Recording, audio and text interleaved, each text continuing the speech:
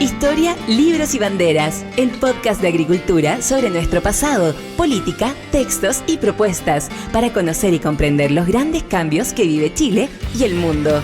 El historiador y académico Alejandro San Francisco, junto a un invitado, con una relajada pero profunda conversación, analizarán los cambios que vive hoy nuestra sociedad. Historia, libros y banderas, con el historiador y académico Alejandro San Francisco. Hola, ¿cómo están? Qué alegría tenerlos nuevamente. Soy Alejandro San Francisco y estamos en Historia, Libros y Banderas con un gran invitado, arquitecto, urbanista, Iván Poduje. Muchos de ustedes lo conocerán por sus columnas en el diario La Tercera, habitual participante en debates sociales en temas urbanos, una persona que ha participado en numerosas comisiones que se han formado en el país por distintos gobiernos y que tiene un sentido público muy particular, porque no es necesariamente político, pero sí es social, urbanístico, y que a mí particularmente me ha llamado la atención. Hoy lo hemos invitado a conversar por este libro que es realmente muy bueno y muy entretenido. Se puede matar además en un par de días. 7 cabezas, un título curioso que ya veremos qué significa. Crónica urbana del estallido social, se publicó a mediados de 2020, cuando Chile entraba en pandemia. Primero que todo, Iván, muchas gracias por venir a Historia, Libro y Bandera. ¿Cómo estás? Muchas gracias a ti por invitarme. Estoy muy bien, Alejandro. Un honor estar en tu programa. Muchas gracias. Te quería preguntar, Iván, para partir y antes de entrar en materia, ¿cómo surgió este libro? Porque obviamente tus preocupaciones sociales, urbanas y públicas, incluso diría yo, vienen de largo tiempo. Pero este tema es bastante especial. Surge a partir del estallido o la Revolución de Octubre del 19. Surge a partir del estallido, en particular el día 19, bueno, el 18 ocurre lo que sabemos, y el 19 de octubre yo decido salir a recorrer porque me doy cuenta que esto es muy grande, y ya teníamos claro que había 7 o 6 estaciones atacadas el día 18, fuertemente atacadas, destruidas. Entonces el 19 salgo a recorrer la ciudad y estoy en eso 3 meses. Y en ese recorrido lo que fui haciendo fue ver en primera persona qué estaba pasando, conversar con mucha gente, pero además tratar de, lo que hago en el libro, de vincular estos hechos con patologías previas que la ciudad tenía, que no habíamos visto, con problemas que la ciudad tenía que no habíamos visto, y que generaron estas condiciones para que esto se propagara tan rápido. Te quería preguntar eso, porque tú claramente tenías una visión de la ciudad de Santiago, de la segregación social, que es previa al 18 de octubre. ¿Cómo veías tú a Santiago urbano, qué sé yo, el 2005, el 2010, el 2015? Yo creo que veníamos avanzando mucho en materia de desarrollo urbano, veníamos avanzando mucho en resolución de déficit, en infraestructura, en parques, y el Transantiago nos pega un frenazo muy... Yo creo que hay un hito muy importante que es el Transantiago, ¿ya? Que es el 2007. Luego hay un hito muy importante que es anterior al Transantiago, pero después sería más patente, que es el caso de la segregación dura de Bajo de Mena, que parte con las casas del volcán cuando se llueven en los 96, sí, si no me equivoco, y que te muestra una realidad que está bastante invisible, que es uno de los problemas centrales que tiene la segregación, que invisibiliza los problemas. Entonces yo te diría que cuando nosotros publicamos en 2010 un reporte de los guetos urbanos de Chile y descubrimos Bajo de Mena, o sea, más que descubrirlo, lo cuantificamos, ¿no? Dijimos que había 120.000 personas que vivían en este bolsón de pobreza, y empezamos a ver que había otros. Ahí, el año 2000, dijimos que tenemos un problema grande que se está incubando, porque esta segregación está asociada, ¿cierto?, a desesperanza, abandono, etc. Yo entiendo que tú digas que los problemas los ocultamos o desaparecen, pero para una autoridad pública, política específicamente, o de otros ámbitos, esos problemas no deberían desaparecer, deberían ser parte como de su preocupación cotidiana. Debieran. Yo creo que hay 2 problemas que explican por qué no lo son. El primero es que la solución tiende a ser sectorial en Chile, siempre ha sido sectorial. ¿Qué quiere decir esto? Hay un ministerio que pone las viviendas, otro ministerio que pone los servicios, otro ministerio que lleva el transporte. Y esta coordinación entre estas partes siempre es dificultosa. Yo diría que en los últimos años, particularmente, para hacerte así más directo, en los últimos 10 o 8 años ha habido una desvinculación de la política con los problemas más cotidianos de las personas. Entonces, al final lo que hace eso es que las personas expresen sus dolores, sus problemas, de maneras cada vez más radicales para ser escuchadas. Hay otro tema que claramente también tú tienes un juicio precedente o una visión precedente, que es la anomia que existía en el país, o al menos cierto grado de anomia, particularmente asociado a eso que comentaste del Transantiago y del metro. El metro era una especie de orgullo nacional y a nadie se le hubiera ocurrido evadirlo, en cambio, evadir su pago. En cambio, en los años, no sé, 2011, 2019, empiezan a haber ciertos gestos de turbas de evasión y cosas por el estilo. La evasión es parte en 2015, ya el metro las detecta. Yo diría que el 2011 marca un hito importante, que es esta revuelta estudiantil, pero ya los estudiantes del INBA y del Instituto Nacional venían organizando evasiones, y el metro se había dado cuenta que no las podía controlar, ¿ya? O sea, que eran inevitables. Pero los estudiantes nunca se organizaron como se organizan en octubre. Yo creo que esa es la diferencia. Había anomia también en la evasión de Transantiago, ¿ya? Como una reacción de rabia y un Estado que decide, digamos, dejarlo pasar para expiar sus culpas por el desastre que había generado. ¿Por qué crees que todo eso se junta en el 2019?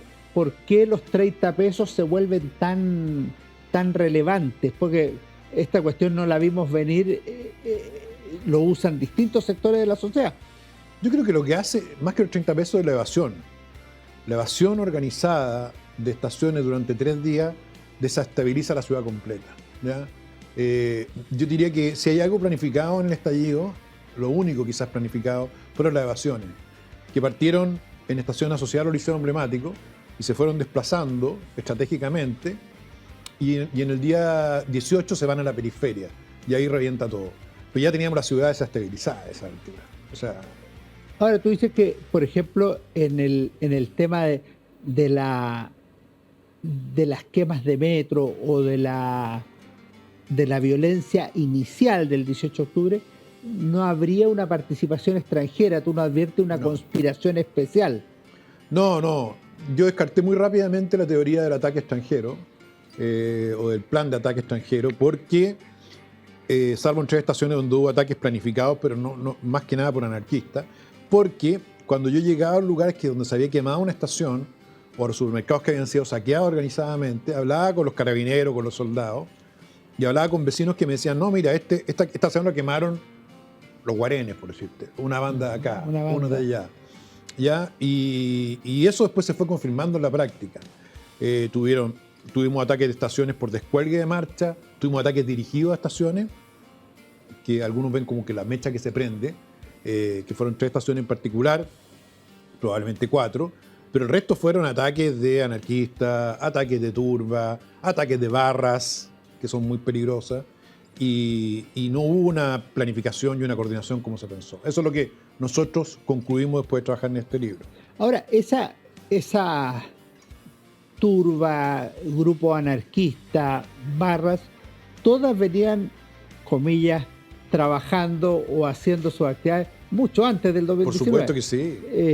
Y la sociedad como que pareció ignorarlo o, como dices tú en algún minuto, expiar sus culpas, aceptarlo y en algunos casos incluso ayudarles. Bueno, en el caso de las barras fueron ayudadas, o sea, hubo una convivencia entre la política y las barras de muchos años, ¿ya? Entonces las barras prestaban servicios para los políticos, estaban idealizadas también, y las vimos después en el estallido, que se idealizaron desde la izquierda, pero también desde la derecha fueron muy útiles, pero venían destruyendo estadios y destruyendo barrios hace mucho tiempo. Destruyeron el centro de Valparaíso, o sea, atacaron trenes, golpearon a una señora, un líder de una barra en un minimar, que se acuchillaban. Venían hace rato haciendo eso. Teníamos turbazos, que eran saqueos masivos de supermercados hace 5 o 6 años, las evasiones masivas, pero todo eso se fue invisibilizando. Ahora, para que entendamos una cosa, yo de las cosas que valoro de tu libro, pero también de tu actividad pública, es que tú no estás encerrado en una oficina. Alguien podría estar encerrado en una oficina y hacer un gran servicio al país. Por supuesto que sí. Yo en eso no tengo problema. Por supuesto que sí. Pero yo creo que tu visión es literalmente profesional. Tú has sido académico muchos años, pero también de la calle. O sea, a mí me llama la atención la cantidad de cuadras que caminaste después del 18 de octubre Sí. para ver realidades, para conversar con gente. Los que espero que lean este libro después se van a dar cuenta que no solo es muy entretenido, muy informativo, una buena reflexión, sino que tiene muchas fotos. Yo no sé si todas, pero casi todas las fotos son tuyas. Todas. Todas las fotos las sacaste tú. Sí. Y eso tiene un valor. O sea, al final tú ves cosas que otros no podemos ver, no somos capaces de ver porque no estamos ahí. Eso tiene que ver con mi trabajo. Yo, por mi trabajo, hago proyectos en la ciudad, trabajamos con vivienda social y con comunidades y comités de allegado hace bastante tiempo. Y eso me ha permitido, y por los trabajos que hacemos en la oficina, a ti un trabajo de reportes de contingencia, de coyuntura, sobre problemas urbanos y sociales, hace mucho tiempo que venimos haciendo eso. Entonces, para mí era natural, además sabía qué sectores eran más complejos, y cuando empecé a ver que se prendían en los mapas que hacíamos, sectores que ya tenían patologías previas de narcotráfico, de barra, dijimos, bueno, acá hay que ir a ver esos lugares, porque claramente lo que está pasando acá es que estos tipos que hace tiempo estaban mandando y controlando la ciudad, ahora se desbandaron. Y eso fue lo que yo creo que pasó. Entonces sí, hay una experiencia de campo muy importante, de muchos años por lo demás, y que te da, yo te diría, una sensibilidad especial también para la empatía que tienes que tener con los problemas, que creo que hoy día un aspecto donde estamos fallando, especialmente las personas que están muy pegadas con la Constitución, están fallando en esa empatía de no entender las molestias de las personas y los dolores que están teniendo. Tú dijiste que una de las razones por las cuales concluiste alguno de los problemas era que te decían, mira, esto lo hicieron los de la banda de tal población. Sí, los vecinos. ¿Qué otras cosas te informaste en tus caminatas, en tus conversaciones con la gente? Bueno, lo que más me impactó a mí y que me permitió entender por qué la violencia fue apoyada inicialmente fue la mezcla de dolor y esperanza, de llanto y esperanza, que la vi en la estación San Pablo de Pudahuel, y también la vi en Puente Alto, y era que los vecinos lloraban por la destrucción de la estación, pero a la vez tenían la esperanza de que esa destrucción removiera a los políticos. Siempre ellos hablan de los políticos, pero ahí meten también a los empresarios, a la élite en el fondo, para que se dieran cuenta de lo que estaba pasando en sus barrios. Hubo una encuesta muy rara, muy contraintuitiva después del 18 de octubre, cuando le preguntan a la gente qué sensación le despierta la quema de las estaciones de metro, era esperanza. Sí, es que eso me lo dijeron a mí, pues te digo, en 2 estaciones, vecinos llorando y limpiando la estación. La estación San Pablo es muy importante porque ese era un sector poniente, que fue una de las primeras estaciones que se construyeron en los 70, donde no había nada. Entonces, que llegara un metro era parte de la integración física con la ciudad. Pero esos vecinos me decían, mira, acá tenemos tantos problemas con el narcotráfico, con la falta de servicios, con la falta de vivienda, con el Transantiago, lo hemos tratado de hacer ver, no nos escuchan, y nosotros esperamos que esta antorcha visibilice esto. Por eso era la esperanza. Y lamentablemente no ocurrió. Y se puede decir que hay una doble problemática ahí, porque en algunos casos se ve como una ausencia del Estado, pero tú no te sabría decir si 5 o 6 veces ocupas la palabra también indiferencia, que no Sí. solo es del Estado, sino que es social también. Sí, lo que pasa es que el problema que genera la segregación es que aísla a los... O sea, primero una ciudad grande, segrega, aísla, separa a los sectores mayoritarios, clases medias, sectores populares, de las personas que toman las decisiones, los separa geográficamente. Y si tú a eso le sumas una desconexión no solo física, sino que de ir al lugar y ver lo que está pasando, es súper fácil caer en una burbuja, pues, en un ecosistema cerrado, que es lo que creo que está pasando hoy día con la Constitución, que no solo ahora, hace mucho tiempo, donde pese a todas las señales que da la población con sus votos, tú ves que esta élite sigue pegada en lo mismo. Entonces, por eso es que la indiferencia es cuando tú naturalizas que una guagua muera de una bala loca por el hecho de estar en Pudahuel. ¿Ah? O lo que pasó ahora en la Araucanía, ¿cierto? Que está la embarrada y 26 atentados, ¿cierto? Y donde le disparan un furgón escolar de niños entre Cañete y Tirúa. Cuando tú naturalizas eso... Porque ya ha ocurrido muchas veces. Claro, porque dices, sí, otro ataque a un bus escolar. Ya no tiene fecha. Claro, te empiezas a acostumbrar. Pero eso, como ocurre en sectores vulnerables o postergados, lo que hace que las soluciones no lleguen con la urgencia que deben llegar. Claro. El bus furgón escolar, si fuera atacado en Las Condes, produciría un impacto mediático mucho mayor. Sería un tema de cadena nacional, claro. Sería un tema de junta de ministros. Sería esto no puede seguir como si allá pudiera seguir. Claro, exacto, pero que eso fue. Si acá hubo muchos niños que murieron por balas locas, destruyeron el Instituto Nacional a cuadras de La Moneda. Yo siempre digo que mi padre estuvo ahí, por lo tanto, a mí me duele 2 veces que ocurra eso, porque sé lo que para él significaba ese colegio. Y ocurrió a cuadras de La Moneda y nadie hizo nada en varios gobiernos. Entonces esa indiferencia lo que hace es que te va cerrando, aislando y creando un mundo paralelo a lo que está pasando en la ciudad, en la práctica. Antes de ir a un pequeño alto, ¿y cómo puede cambiar esa indiferencia? Porque yo creo que una forma de cambiar es llevar a personas a los lugares donde ocurren las cosas, pero si no van, es súper difícil que se motiven a hacer algo. Yo creo que hay gente que lo está haciendo. La Fundación Astoreca, la Fundación Nocedal. Hay privados que lo están haciendo silenciosamente. Hace muchos años. La Sociedad de Instrucción Primaria. En Puente Alto, en La Pintana, en distintos lados. Y hacen una labor extraordinaria, pero son muy puntuales. Ya. El Estado, yo diría que se ha ido alejando, pero el principal problema está en la política y sobre eso podríamos conversar más detenidamente. Vamos a entrar a eso porque ahora vamos a hacer un pequeño alto, Iván, y volvemos luego a seguir conversando sobre 7 cabezas. Perfecto, Alejandro. En CMPC llevamos un largo camino fortaleciendo nuestro trabajo, lo que nos ha permitido desarrollar distintas iniciativas junto a comunidades, por ejemplo, con la recuperación de un árbol extinto o el restablecimiento de agua potable en zonas rurales, la conexión del turismo y cultura a través de una sola ruta, o también el desarrollo de envases reciclables y amigables con el medio ambiente. Son esos y otros desafíos los que hoy nos permiten creer en el valor de las soluciones inspiradas en la naturaleza. CMPC, creando valor natural. Conoce más en cmpc.com. Estamos conversando con Iván Poduje, 7 cabezas, crónica urbana del estallido social, que se los recomiendo desde ya. Es una visión distinta sobre el 18 de octubre, una visión inteligente, culta, pero muy humana, y eso yo creo que tiene un valor especial. Yo disfruté el libro, no es mi especialidad, así que lo que no haya entendido es responsabilidad 100% mía, pero está escrito para público común y corriente.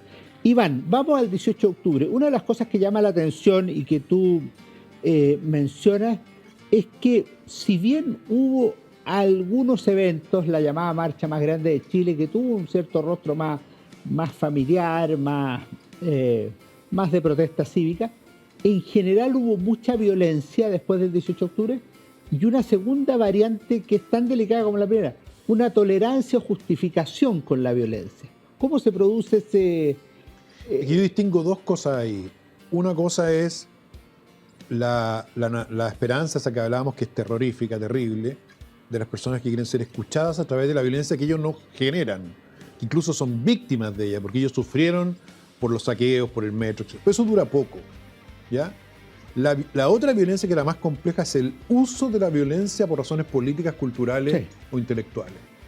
Y eso tiene 2 problemas. Primero es que tú usas a la gente como carne de cañón, a los que más sufren, no pagan ningún costo y al contrario, adquieren más poder, que fue el caso del Frente Amplio, Partido Comunista en particular, que usaron la violencia, la avivaron el fuego. Fernando Hacha dijo, en un discurso le agradeció a los delincuentes que estaban saqueando, no los llamó delincuentes, pero porque eso había permitido el momento constituyente. Claro, lo dijo en la convención. Lo dijo en la convención, que es una brutalidad, porque él nunca pagaba un costo por eso, nunca le saquearon su supermercado, me imagino. Entonces, ese uso político y para el poder de la violencia. Y lo segundo, que fue muy complejo, fue la idealización e incluso ¿cómo decirlo?, esta suerte de culto que se produjo intelectual, artístico, hacia la destrucción urbana. Sí. Eso lo encuentro absolutamente abominable, y ahí hubo muy poca gente que levantó la cara y decía, esto es una locura lo que están haciendo. Que es una destrucción además muy, muy transversal. Es a negocios, es a mobiliario urbano, es a centros culturales, es a la calle misma, al metro, o sea, como que no es teledirigido a... No, mira, yo para hacer el libro leí todos los libros del estallido. O sea, no todos, pero la mayoría de los que estaban hechos. Y leí el de Baradit, que era el más entretenido, porque escribe muy bien, pero que era una fantasía. Él decía en su libro que había códigos, que estos vándalos solamente atacaban ciertos monumentos y no otros. Y ahí explico en el libro yo cómo estos tipos siempre, nunca tuvieron códigos de nada. Saquearon negocios pequeños, saquearon negocios de cadena, saquearon supermercados de barrio y supermercados grandes, vandalizaron monumentos de detenidos desaparecidos o de generales. Nunca les importó nada, ¿ya?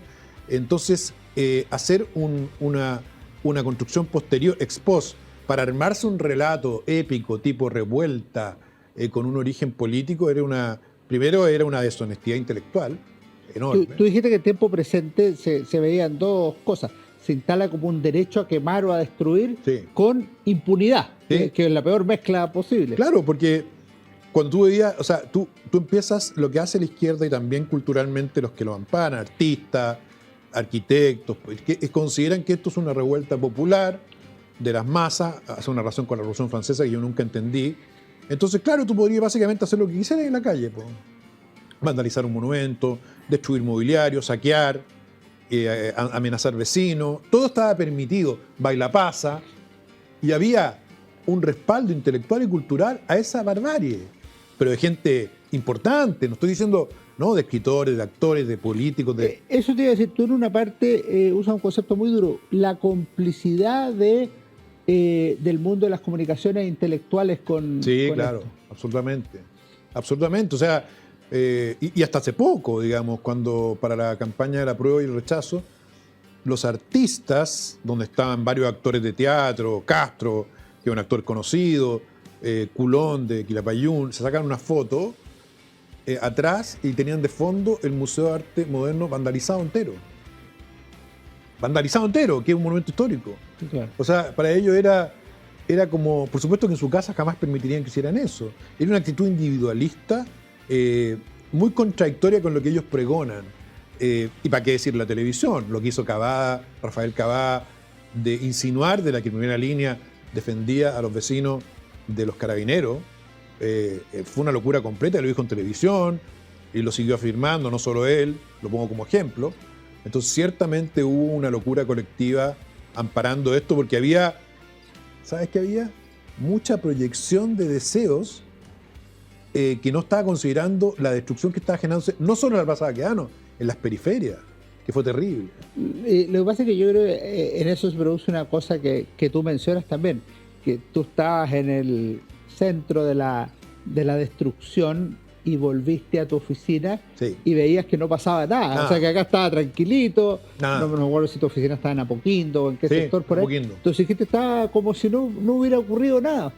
O sea, era una tranquilidad enferma, porque la gente paseaba perros, estaban los cafés, y yo venía, por ejemplo, no sé, pues de San Pablo, o cuando, me acuerdo cuando llegué, creo que fue el 20 o el 21, y de haber visto una estación, la Estación Protectora de Infancia, destruida en Puente Alto, todo saqueado, quemado, y llegaba a Las Condes a mi oficina y estaba todo normal. Entonces dije, esto claramente es una tranquilidad enferma, y hubo mucha gente que desde ese entorno tranquilo miró con mucho amor este incendio y esta quema. El libro tiene un nombre curioso, 7 cabezas, Sí, con K. sí. ¿Nos puedes explicar un poco por qué le pusiste ese título? Mira, originalmente eran varias cabezas para demostrar que no había un plan. Porque cuando yo partí esto, había dos teorías. Desde la derecha se decía que este era un plan castrochavista para derrocar al gobierno del presidente Piñera. Y desde la izquierda se decía que esto era una revuelta popular, mágica, autoconvocada, de las masas y todo. Bueno, todo eso era mentira. Al final había una mezcla de todo, pero nunca lo castrochavista. Entonces concluí que había varias cabezas a cargo de esto. Como el tema en ese momento de la discusión. ¿Y por qué 7? Bueno, porque cuando comenté que había varias cabezas y tenía otro número, una persona me dijo que podría ponerle 7 cabezas, porque 7 cabezas era está en la Biblia, como el Apocalipsis, y porque yo sentí, y es un monstruo además, en la calle, yo vi algo parecido a un monstruo. Trato de relatar en el libro, no sé si lo logra hacer, pero el ruido, la enajenación, la destrucción del metro, sobre todo, que era el esfuerzo más grande que hicimos, eso para mí no era natural, no era físico, era metafísico. Independiente de mi religión, además, yo dije, esta cuestión no es... O sea, acá hay algo que está ocurriendo que tiene una dimensión metafísica. Entonces ahí esta persona me dijo, ponle 7 cabezas porque... Tú nombras varias cabezas, los liceos emblemáticos, Sí. las zonas ocupadas de la periferia, las Sí. barras bravas, los políticos, las clases medias, el mundo de la cultura y la desconocida que operaba en la oscuridad. Sí, sí. Eh, Esas son, cada una con su rol. ¿eh? Cada una con su rol. Sí. Y cada una además se fueron sumando, es como que se van entrelazando, una especie de espiral ascendente. Exactamente, y no hay una coordinación entre ellas que era la fantasía que tenía mucha gente, ¿ya? Por supuesto que algunas se aprovechan de otras, pero las zonas segregadas fueron muy importantes. Pues las zonas segregadas ya venían con problemas de anomia, de control de banda, de ausencia del Estado, entonces ahí prendió muy rápido el estallido. Tú dijiste que el 2010 me parece que hiciste el estudio que incluía Bajos de Mena. Sí. ¿Qué deduce, qué concluye un estudio de esa naturaleza? ¿Cómo es una zona segregada, un gueto urbano? Bueno, ahí lo definimos en función de 3 condiciones. El primero es lejanía, está lejos, a 1 hora, a 50, 60, 40 minutos, lejos. Segundo, homogénea. Lejos de los centros. Lejos del centro metropolitano. Ya. ¿Ya? Santiago, todas las ciudades tienen un centro metropolitano que es donde se ubica la mitad de los empleos. En París, en todas partes. Los servicios. Todo, la Perfecto. oficina. Y los barrios altos generalmente están cerca de ese centro metropolitano, en un sector residencial. En todas partes del mundo así. Y las periferias también están los sectores más postergados, ¿ya? Entonces, lo que ocurría en ese caso, ¿cierto?, era que esta segregación física, esta lejanía, lo que implicaba en la práctica eran más costos, pero también más distancia de las élites con lo que estaba ocurriendo, de los controladores. Lo segundo era homogeneidad, o sea, eran sectores homogéneamente pobres. En otras ciudades como París son homogéneamente pobres, pero también de una etnia homogénea. Hay barrios marroquíes, hay barrios musulmanes. ¿Te fijas? Entonces en Santiago, ahora ha cambiado porque ya tenemos segregación por etnia, pero por nacionalidad, pero entonces la socioeconómica. Y la tercera condición era el abandono, que es muy fuerte, Alejandro, porque el abandono es que no hay plazas, que está lleno de sitioriazos, que las canchas están vacías, que las escuelas están en una condición muy precaria, que los consultorios son unas casetas, que los carabineros están en prácticamente unos retenes todos destruidos. Entonces, esa mezcla de estos 3 factores hace que las personas que vivan ahí tengan una limitación en su libertad para surgir enorme respecto a cualquier otra persona. Y por ejemplo, hay cosas que uno puede decir son resultado de la pobreza, pero hay otras que son evidentemente resultado de una decisión política o una planificación. Por ejemplo, que haya pocas plazas o que el colegio no tenga una cierta calidad es una decisión política, no es un tema de pobreza. No, por supuesto que no. De hecho, el gran problema de la segregación es que más que la pobreza, es, como te decía, que se empieza a ser invisible y se empieza a naturalizar todas sus patologías. Entonces, todos los casos de violencia intrafamiliar, todo se produce en este entorno. Es un entorno que facilita las patologías sociales, ¿ya? Y que las multiplica. Pero por cierto que obedece a respuestas políticas o acciones políticas que algunas fueran hechas sin mala intención, como los bloques de vivienda social de 4 pisos sin ascensor, que ya son un desastre, son cárceles. En su momento se hicieron para reducir los campamentos, ¿ya? Y hay otras decisiones que se han hecho, que son más recientes, como liquidar la educación particular subvencionada, que tenía un costo gigantesco para la familia de clase media. Entonces, hay una mezcla de factores que incide en que estos sectores en particular queden cada vez más rezagados. ¿Puedes agregar un tema? Porque tú aquí además describes cómo son los departamentos. ¿Son de 33 metros cuadrados? Hay de todo, de 36, los más grandes ahora son de 50, pero el problema que tienen esos departamentos que son entregados en vivienda social es que muchas veces, como no hemos demorado en construir la vivienda social, se han ido hacinando. Quiere decir que las personas que no alcanzan a postular se quedan a vivir ahí cuando tienen hijos, o llegan desde otros hogares y empiezan a tener 8, 9, 10 personas por este departamento. Pero además no es tema de tu libro, pero hoy día entiendo que que tenemos un déficit de unas 500, 600 mil viviendas en Chile. 650.000 viviendas en lo oficial. Pero eso es superior a lo que teníamos hace 5, 10 o 15 años. Sí, claro. O Porque, sea, por una razón muy simple, porque nosotros pasamos de construir 100.000 viviendas sociales a 80.000 viviendas sociales por año y ahora estamos en 40.000 viviendas sociales por año. ¿y cuál es, perdona que abuse de tu profesión y trayectoria, pero cuál es la razón de eso? Porque Chile tiene más recursos que hace 20 o 30 años o hace 5 años. Hay dos razones fundamentales. Una razón es la indolencia del poder con las personas. Que en el fondo, al llegar al poder, tú empiezas a obsesionar y a dedicar a trabajar el poder por el poder.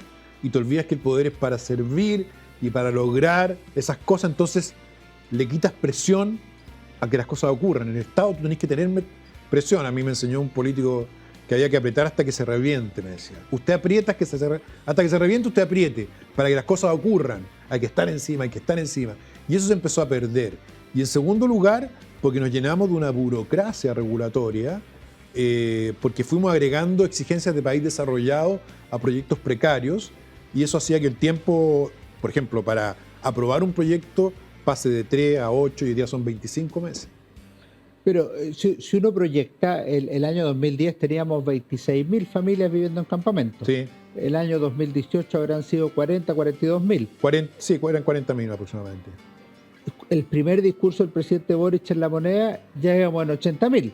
Y hoy día ya pasamos los 100.000. Sí, 106.000 según nosotros, según Techo 110.000 familias. Claro, pero la proyección es altamente negativa, pues se ha multiplicado por 4 en 13 años, cuando Chile era un país que estaba acabando con los campamentos. Por supuesto. Y por otro lado tenemos esto que dices tú, y si uno, sin ser especialista, dice, ¿cómo te imaginas en un año más?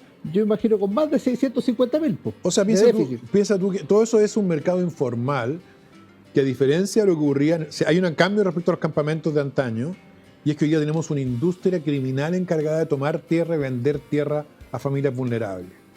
Es un mercado informal de vivienda que, según nuestra estimación, representa aproximadamente el 40% del crecimiento de los campamentos. ¿Ya? Es enorme y está creciendo por la impunidad para tomar terreno y por el retraso en las políticas públicas que proveen vivienda. En la práctica, Alejandro, tenemos un mercado negro de vivienda ilegal, de terrenos, que se está expandiendo a tasas aceleradísimas, y además tiene un componente que la inmigración irregular, muchas de estas bandas dedicadas a los terrenos hacen el servicio completo. Encontraron el mercado perfecto. Claro, cruzan al migrante y lo ubican en una vivienda y les cobran por ambas cosas.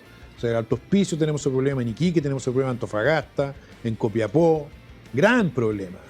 O sea, hoy día en Alto Hospicio tenemos una ciudad de 25.000 habitantes que apareció en 4 años, que son todos campamentos, o sea, son todas viviendas informales. Te voy a dejar hecha una pregunta para cuando volvamos de una pequeña pausa. ¿Hay una solución en camino para eso? O sea, cuando uno dice, para dos cosas. Una, se está demorando 20, 25 meses la tramitación de las autorizaciones. Hay un proyecto que diga, mira, vamos a resolver esto y ahora se va a empezar a demorar 10 meses y no 25 meses. Y la segunda pregunta, para eliminar esas bandas criminales y resolver el problema de los campamentos, estamos con Iván Poduje, 7 cabezas, crónica urbana del estallido social. Volvemos de inmediato. En CMPC llevamos un largo camino fortaleciendo nuestro trabajo, lo que nos ha permitido desarrollar distintas iniciativas junto a comunidades, por ejemplo, con la recuperación de un árbol extinto o el restablecimiento de agua potable en zonas rurales, la conexión del turismo y cultura a través de una sola ruta, o también el desarrollo de envases reciclables y amigables con el medio ambiente. Son esos y otros desafíos los que hoy nos permiten creer en el valor de las soluciones inspiradas en la naturaleza. CMPC, creando valor natural. Conoce más en cmpc.com. Estamos con Iván Poduje conversando sobre ciudad, estallido social, pobreza, políticas públicas, y estábamos en estas dos luchas. ¿Cómo acelerar un poco el tema de los permisos para que haya más construcción de vivienda social? Y en segundo lugar, ¿qué hacer con esta industria de la compra-venta de choza o casa en campamento? Bueno, ambas cosas están ligadas, porque cuando tú te demoras en entregar vivienda, aumenta la demanda del mercado negro. Y lo que hay que hacer es que simplificar trámite, todo por decreto y ordenanza, no sé qué, que es un proyecto de ley, y en el fondo está súper claro lo que hay que hacer, qué decretos tienen que modificar, qué reglamentos tienen que modificar para reducir estos plazos. ¿Ya? Pero yo diría que lo más importante acá es que nosotros tenemos que hacer básicamente lo que los campamentos, estos loteadores brujos están haciendo muy bien, que es entregar a las familias sitios, pero no robados, no con calles de tierra, sitios urbanizados, con plazas, con áreas verdes, con escuelas, pero entregar la propiedad y luego entregar la casa. Y eventualmente que la familia pueda autoconstruir su casa, pero en un sitio de calidad, en un barrio de calidad. Esto, que parece algo, digamos, no sé cómo decirlo, descabellado para algunos, lo hizo Frei Montalva en los años 60. Sí, pues eso tiene historia. Y fue enormemente exitoso. Y nosotros hemos hecho un trabajo de investigación para ir a ver cómo están hoy día los barrios de Operación Sitio de Frei Montalva respecto a los barrios que construimos en los 90 con los bloques. Y están mucho mejor los de Frei Montalva, han tenido mejor vejez, tienen menos problemas de narcotráfico, las familias pudieron ampliar su vivienda, tienen menos problemas de hacinamiento. Entonces, tenemos que hacerlo, y tenemos que hacerlo ya, rápido, y podemos hacerlo rápido. Y cuando tú has planteado eso, ¿qué tipo de reacciones hay? Lo encuentran muy bueno, pero ahí se enredan en el cómo. Pero llevamos varios años enredando en el Sí, cómo. por supuesto, pero lo que pasa, mira, al final del día, Alejandro, tú tienes que estar en el poder o influir en el poder. Si tú no estás en el poder y no influyes en el poder, es imposible que estas cosas ocurran. Nosotros hemos hecho en columna, artículos, seminarios, hace 30 años yendo, yo hice 17 años clase, invité a todos los ministros, sigan todos convencidos, y luego llegaban al ministerio y se llenaban del día a día. La burocracia. Y ¿sabes lo que otro que les pasaba? Se preocupaban de los costos políticos que tenían sus actos para ellos mismos.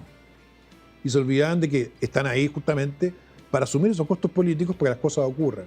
Pero dos cosas. La primera, hace algunas semanas, el 7 de mayo, hubo elecciones para el Consejo Constituyente. Yo entiendo que no es la preocupación principal de los chilenos, pero podría salir de ahí algo que beneficie el derecho a la vivienda con responsabilidades para el Estado que sean concretas, o tú no ves por ahí algo relevante? No, nada relevante ahí, porque primero tenemos países donde el derecho a la vivienda está garantizado, y tenemos como Argentina, que es crítico, tiene hoy día un 30% del Gran Buenos Aires sin agua potable o alcantarillado, en villas miserias, con derecho a la vivienda constitucional.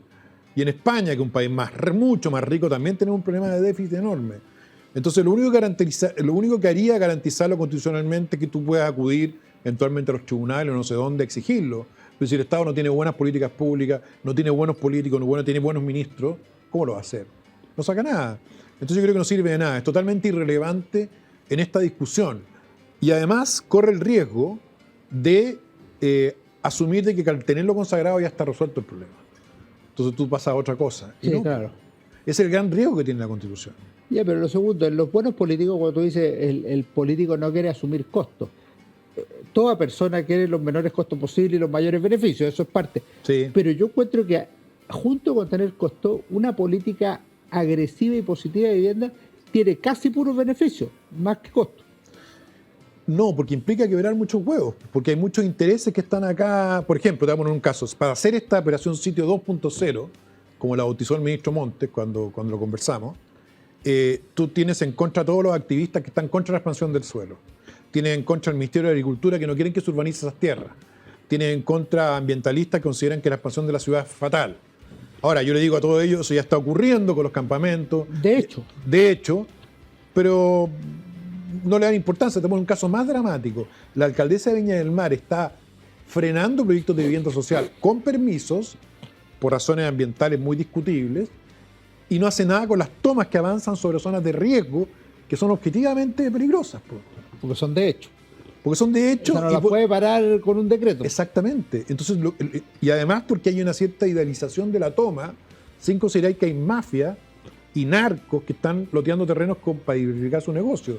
Entonces es muy peligroso eso. Entonces tú tienes que tomar una decisión política que en un momento va a generar detractores y que por la magnitud que tiene tiene ciertas complejidades. Pero yo, una de las cosas que valoro de tu libro, porque uno no termina deprimido con tu libro, No, pues la idea es no uno terminar termina deprimido. ilusionado. Claro. Porque el último capítulo se llama Santiago se ilumina. Y tú hablando de las 900.000 personas hacinadas por la pandemia, obviamente, de los problemas que tenemos hoy de vivienda. Tú dices que hay muchos terrenos donde se podría hacer. O sea, Sí, claro. no es necesario hacer una expansión hacia no sé dónde, sino que hay terrenos que pertenecen a organismos públicos. Sí. Me acuerdo de Ferrocarriles del Estado, por ejemplo, el que tengo en la cabeza en este minuto. Sí. Pero todas estas cosas al final son posibles. Si con la mentalidad, hoy esto es imposible, Churchill hubiera perdido la Segunda Guerra Mundial. Por supuesto, No. pero bueno, convengamos que no hay muchos Churchill en la escena. Dando vueltas. Por supuesto, pero yo vi hace poco al ministro Monte, ministro de la Vivienda, pidiéndole por el diario a la empresa Ferrocarriles del Estado que no retuviera más los terrenos que nos entregara.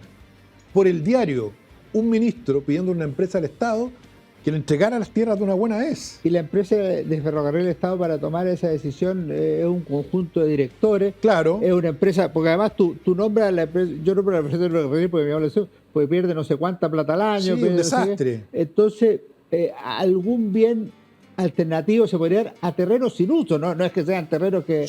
No, pero peor que sin uso y en venta. Entonces, yo lo que me decía, lo hablé con dos directores de ferrocarriles cuando yo fui asesor presidencial, y le decía, oiga, usted tiene que entregar los terrenos, pero yo tengo que velar por el patrimonio de la compañía. Y dije, ¿qué patrimonio? Usted está quebrada su compañía. Entonces, si fuera privado, estaría en la quiebra. Usted debe $2.000 millones que lo pagan todos los chilenos con sus impuestos. Usted entregue los Pero terrenos. ahí el Estado se lo podría cobrar así, pues, como parte pero ¿qué decía? Es que tiene una decisión del directorio. del directorio que él lo nombra. Todo era político, po. Pero si es que Entonces yo decía, bueno, pero entonces dígale a su directorio que no, porque los directores tienen como misión velar por el interés de la compañía. Entonces ahí lo que tiene que ocurrir es que el jefe de ese señor, que era el ministro de Transporte, o el jefe del ministro de Transporte, tiene que llamar a decir a los directores, sabe que ustedes tienen que entregar los terrenos, o si no se van todos para afuera como directores, po. Porque están puestos políticamente ahí. Y el presidente de EFE, que ese tiempo se llamaba Pedro Pablo Razzoli, Pedro Pablo, te aprovecho saludar, retenía los terrenos pensando que iba a mejorar el patrimonio de EFE que estaba quebrado. Y ahora nos enteramos más encima que había unos contratos hechos ahí medio truchos, como ocurre en estas empresas. Entonces, al final del día, Alejandro, hay mucha indolencia. Hay mucha... O sea, no sé, por eso es que a mí me molesta cuando, aparte de todos esos problemas, la ciudadanía vota y da un mensaje, como ocurrió el 4 de septiembre, el 7 de julio, un mensaje claro, y la clase política o las élites no lo toman en cuenta. ¿Tú ves una recuperación? ¿Tienes pensado un 7 cabezas 2.0? Me refiero a cómo ha mejorado, si es que ha mejorado la destrucción del patrimonio. O sea, si se ha ido recuperando ese patrimonio, si el centro es recuperable, si es que se le ha tomado atención a los barrios, o hay que poner de nuevo atención a esto, o si no vamos a tener en 3, 4, 5 años más un estallido 2.0. O sea, Alejandro, estamos trabajando en un libro no tan optimista, que espero sacar este año, que habla de los otros problemas que se están incubando por la migración irregular y descontrolada. ¿Por qué dice estamos en un grupo? Porque soy yo más el equipo que me ayuda de mi oficina. Pues el libro lo voy a sacar yo lo estoy escribiendo, pero me ayuda. Perfecto. Por el tema de la Araucanía, por el tema de la frontera norte, por el tema del avance de los narcos, por el tema de lo que está ocurriendo en Santiago Centro, tenemos la tasa de homicidio más alta de la historia. Entonces, las patologías que vimos que estaban ocurriendo, que dieron origen al estallido en 7 cabezas, ahora estamos viendo muchos más sectores sin que se le ponga la atención adecuada. Así que ese libro va a ser menos optimista en el cierre que este. Va a tener propuestas, por cierto, pero yo quiero dimensionar geográficamente el territorio que estamos no controlando como sociedad, no controlando como Estado, y peor, que están controlando organizaciones que son violentas y que amenazan a la calidad de vida y a la vida de las personas con total impunidad. Eso está ocurriendo hoy día. Eso es muy interesante. ¿Te puedo dejar comprometido desde ya para venir a Historia, Libro y Bandera a comentar ese libro? Que sí, pues, por supuesto que ya, sí. Me interesa. Pero, estoy trabajando con la editora para poder sacar. Bueno, tú sabes que estos libros, bueno, tú sabes mejor que nadie que cuesta mucho cerrar un libro, porque ya está bastante avanzado. Pero sí, por supuesto que voy a venir. Ya, pues yo me lo leo completo, así que tengo que leérmelo primero, pero por supuesto que sí. Ya tiene título ya el libro. ¿Cómo se llama? Se llama Chile Tomado. Chile Tomado. Sí. Y es por la área en que el Estado, la sociedad no logra ocupar o... Son las áreas que están al margen del Estado, al margen del control de sistemas formales, pero sí de control de sistemas informales, y donde los vecinos que están viviendo esa realidad están absolutamente hartos, angustiados, desolados e indignados. Frei Montalva tenía una frase para esa gente, decía, ¿qué le puede decir la palabra democracia a esa gente? Exactamente. La palabra Estado de Derecho. Nada. La palabra Constitución. Nada. O sea, al final es un suicidio del sistema. Por supuesto que sí, pero ¿sabes qué es lo grave, Alejandro? Es que cuando tú empiezas a medir, por eso yo como arquitecto me llega muy natural porque tiene que ver con cosas territoriales, porque al final son dominios territoriales. O sea, cuando yo veo lo que está pasando en Barrio Mapocho y Yungay y el barrio, ¿cierto?, de la estación Mapocho, digo, bueno, ahí hay un dominio territorial geográfico donde el Estado se retira, ¿verdad? Y si esto lo empiezo a medir en la Araucanía, en Alto Hospicio, en Colchane, en Los Pejos, bueno, estoy empezando a generar un puzzle complejo. Y Frei Montalva tiene toda la razón, porque esos vecinos no creen en nada. Porque además llaman al 133 y el carabinero le pregunta, ¿dónde vive usted? En la población Joao Goulart de la Granja.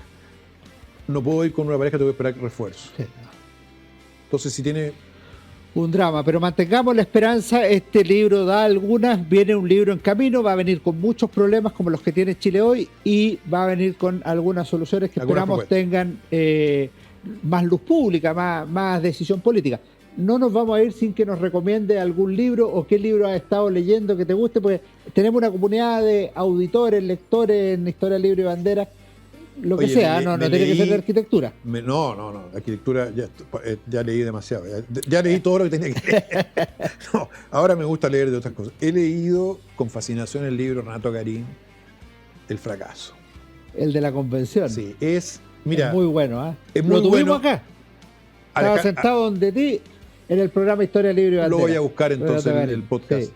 Muy buen programa. Extraordinario, porque además además tengo una gran impresión de Renato Garín. Creo que uno de los pocos intelectuales realmente independientes de Chile. Y siempre es bueno tener un intelectual independiente que tiene la capacidad de, con argumentos, de hecho, ha tirado hartos palos a la Iglesia Católica. Yo soy católico y me ha removido, si me ha hecho. Pero palos no así de tuitero, no. Con reflexión, bien pensado. El libro es extraordinario, está... Buena recomendación. Sí, así que si lo pueden comprar... Quedamos con no sé qué edición lleva ya, Renato, lo leí muy bien. Se agotó de inmediato, así que... Muy bueno el libro. No sabes cómo te agradezco, Iván, por habernos acompañado. 7 cabezas para los que quieran tener otra recomendación de libro. Tienes tu casa, esperamos tenerte con el nuevo libro y muchas gracias por venir. Gracias, Alejandro. Ustedes no se vayan porque ya viene mi recomendación de libro como toda la semana. Hola, ¿cómo están? Soy Alejandro San Francisco y esta semana en Historia, Libros y Banderas queremos recomendar este libro de Gonzalo Vial, Política y Crisis Social, publicado por Idea País y con prólogo de Daniel Mansuy. Me parece que es un libro muy bueno porque recoge las columnas de este gran intelectual e historiador chileno que escribe sobre temas del pasado nacional, pero también, sobre todo, del presente en la última década del siglo XX y la primera del siglo XXI, la crisis educacional, la crisis social, la incapacidad del Estado para abordar numerosos problemas públicos, el recuerdo de figuras señeras como Jaime Eizaguirre y Mario Góngora, el análisis de los gobiernos de Pinochet y de Salvador Allende. Creo que es una obra que vale la pena.